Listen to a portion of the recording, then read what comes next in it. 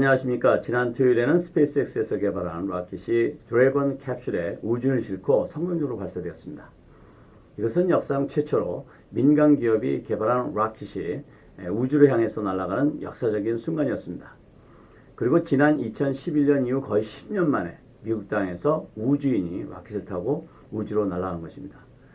테슬라의 CEO인 일론 머스크에 대해서 이런저런 말이 많이 있긴 하지만 한 개인의 꿈이 실현되어가는 과정을 보는 듯해서 감탄이 저절로 나왔던 순간이었습니다. 기회가 되면 이 일론 머스크의 꿈에 대해서 함께 생각해보는 시간도 가져보도록 하겠습니다. 오늘은 세계 항공산업의 주축을 이루는 미국 항공산업이 처해진 현실과 변화될 항공업계에 대해서 이해해보도록 하겠습니다. IATA, 즉 International Air Transportation Association 자료와 Aviation Outlook 자료에 따르면 항공업계는 2019년에 2018년 대비 5.7%의 성장을 기대했었습니다.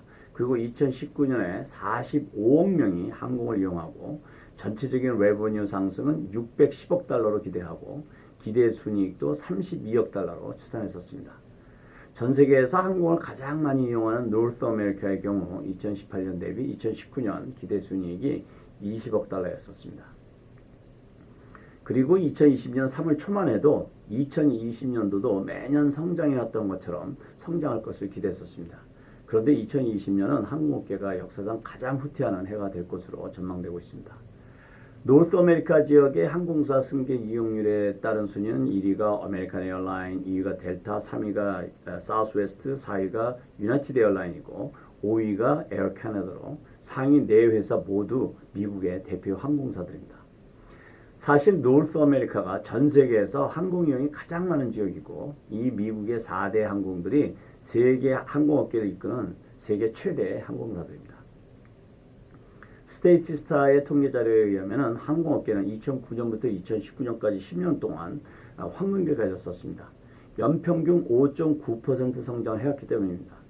파이낸셜 크라이시스로 인해서 2009년은 잠시 감소했었지만 그 이듬해인 2010년부터 바운스백해서 계속해서 성장해 왔었습니다. 세계에서 가장 바쁜 공항은 애틀란타 조지아 공항인 하스필드 잭슨 공항으로 연 1억 400만 명이 이용했습니다. 그리고 화물을 가장 많이 취급하는 공항은 홍콩 공항으로 연 490만 톤을 싣고 내리고 했었습니다. 이 많은 양의 물건이 홍콩에 생산되고 소비되는 것은 아니죠. 홍콩이 바로 중국의 화물 관문 역할을 하고 있기 때문입니다.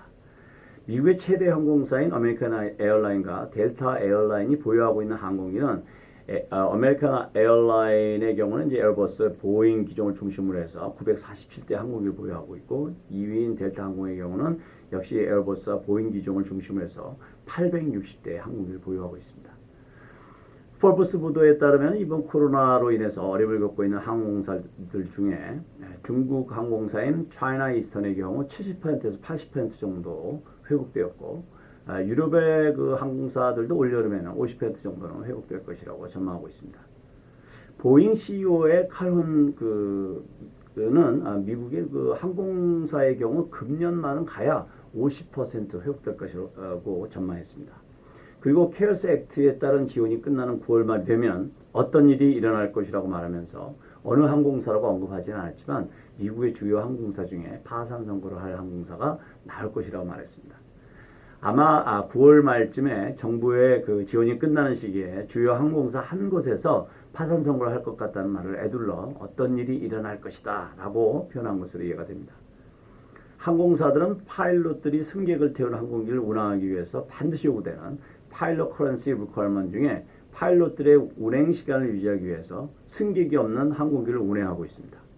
파일럿 커런시 리퀘어먼트라는 것은 항공기를 운행하는 그 파일럿들이 미니멈으로 운행해야 하는 시간과 정기적으로 메디컬 테스트 등을 해야 되는 그런 규정을 이제 정한 규정인데요.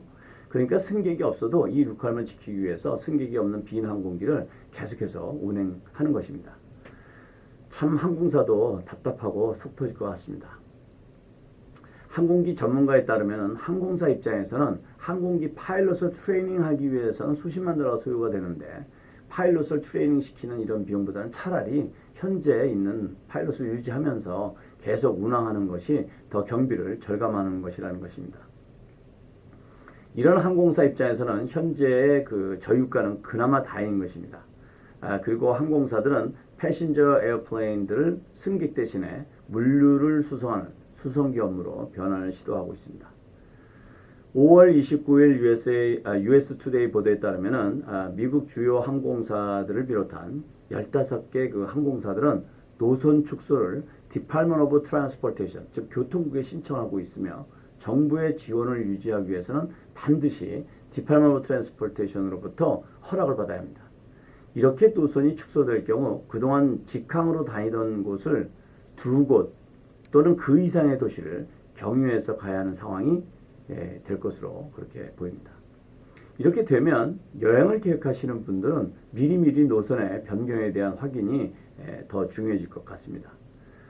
5월 22일 그 시킹 알파의 분석 보도에 따르면 아메리칸 에어라인은 코로나19로 인해 하루에 5천만 달러에서 7천만 달러의 손실을 보고 있고 2분기에는 250억 달러의 부채가 예상되는데 현금 유동성은 110억 달러밖에 안 된다고 합니다.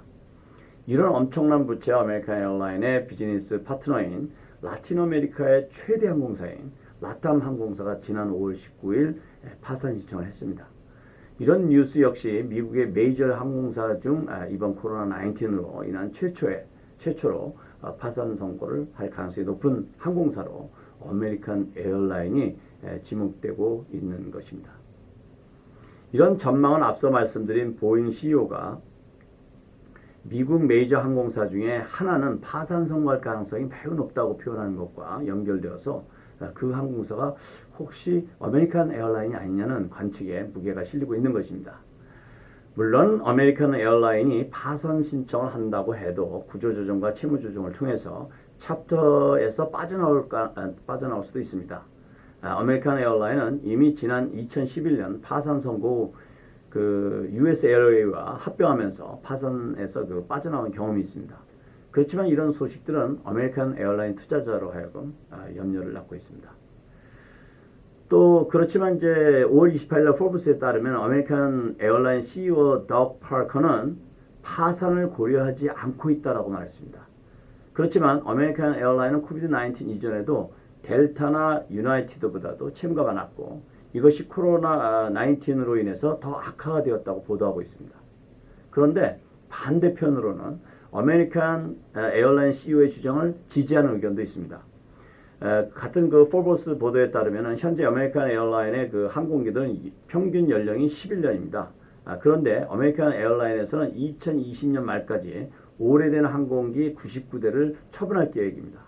이럴 경우 아메리칸 에어라인의 항공기 평균 연령은 10년으로 줄게 됩니다. 다른 항공사에 비해서 상대적으로 젊은 항공기를 보유하고 있고 가장 큰 항공사인 아메리칸 에어라인에서 파산할 경우에 아메리칸 에어라인에서 소유하고 있는 그 많은 항공기를 인수할 수 있는 규모의 항공사가 없다는 것입니다. 이런 환경 때문에 채권자들이 아메리칸 에어라인에서 채무 불이행이 생겨도 파산을 유도하지 않을 것이라는 그런 분석인 거죠. 지난 5월 초에 투자의 귀재인 그 워런 버핏이 미국 4대 항공사인 아메리칸 에어라인, 델타, 유나이티드, 사우스웨스트, 에어라인 스탁을 모두 매각해서 빅뉴스가 됐었습니다. 이것은 워런 버핏이 그 잘못 판단해서 큰 실수를 한 것이라고 지적하는 언론들도 있습니다만 한 가지 분명한 것은 항공업계가 엄청나게 큰 손실을 보고 있고 이를 회복하는 데는 적지 않은 시간이 필요할 것으로 보인다는 것입니다. 최근 데모크라시 펀드와 UCLA 네이션스케이프 프로젝트에서 실시한 설문조사에 의하면 설문조사 응답자의 60%가 이번 사태가 정리되어도 항공을 이용한 여행을 하지 않겠다고 답했습니다. 이런 항공업계의 어려움은 당연히 관련 업계에도 많은 영향을 줄 수밖에 없는데요. 공항 내 리테일샵이라든지 음식점과 같은 비즈니스들도 이용객의 감소로 당분간 어려운 시간을 갖게 될 것으로 보입니다. 그동안 공항 내 입점은 높은 비용에도 불구하고 인기를 누려왔습니다만 앞으로는 이런 프리미엄이 계속 유지될지 참 염려가 됩니다. 코로나19으로 시작된 이제 Stay at Home이 풀어져도 항공사들은 승객의 안전을 위한 조치로 넘어야 할 사안이 많습니다. 소셜 디스턴스를 유지하기 위해서 승객의 자리의 그 간격을 넓혀야 하는 상황이 올 수도 있습니다. 그렇지만 이미 설치된 항공기 좌석의 재배치를 위한 리모델하는 것은 쉬운 일이 아닙니다. 따라서 대안으로 얘기되고 있는 것은 가운데 자리를 비워두는 방법입니다. 그렇지만 이 역시 안전을 보장할 수도 없고 항공사의 수익에 영향을 주기 때문에 승객 전원을 마스크 착용하게 하고 철저한 소독과 히파 필터를 통한 예방 방법도 대안으로 제안이 되고 있습니다. 이럴 경우 승무원들은 기존의 업무에 마스크 착용, 세니타이저 사용, 승객과의 거리 유지, 음료와 음식 관리를 더 철저히 하는 등 그 추가로 챙겨야 할 일들이 늘어날 것입니다. 이렇게 되면 업무의 과중과 안전을 이유로 승무원 직업을 기피하는 현상이 일어날 수도 있겠습니다. 이런 이슈와 관련해서 현재 IATA, 즉 International Air Transportation Association에서는 뜨거운 논쟁이 일어나고 있습니다.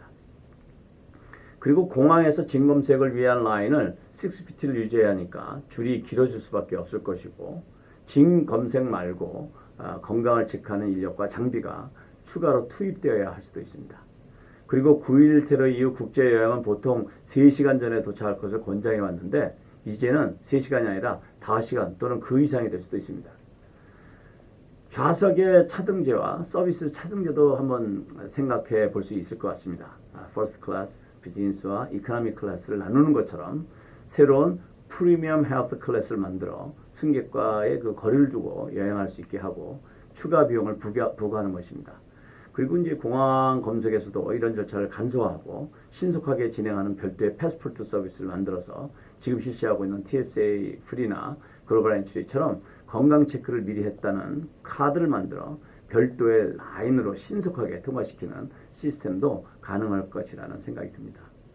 이런 것은 고스란히 승객들의 불편은 물론 항공료와 항공여행에 대한 세금 또는 수수료 인상의 요인이 될 것으로 보입니다. 이런 장애물들은 항공산업에 큰 부정적인 영향을 줄 것으로 생각되는데요. 그렇지만 이제 우리가 9.11 사태 이후 불편해진 항공 이용에 처음에는 많은 불편과 항공여행을 기피하는 현상이 있었지만 일정 시간이 지난 후 이런 불편을 당연히 받아들인 이후에 항공여행은 계속 증가해온 것을 보면 코로나19으로 인한 불편도 시간이 흐르면서 자연스럽게 자리 잡아가지 않을까 이렇게 생각이 됩니다. 공항 세척 및 항공기 세척 업무의 그 필요로 새로운 하청업 비즈니스의 기회를 가질 수도 있습니다. 그동안 비행기가 착륙하면 청소만 했는데 이제는 청소는 기본이고 좌석, 손잡이, 창가 등 기내 곳곳을 소독해야 하는 작업을 해야 하는데 이런 업무를 외주를 줄 수 있기 때문입니다.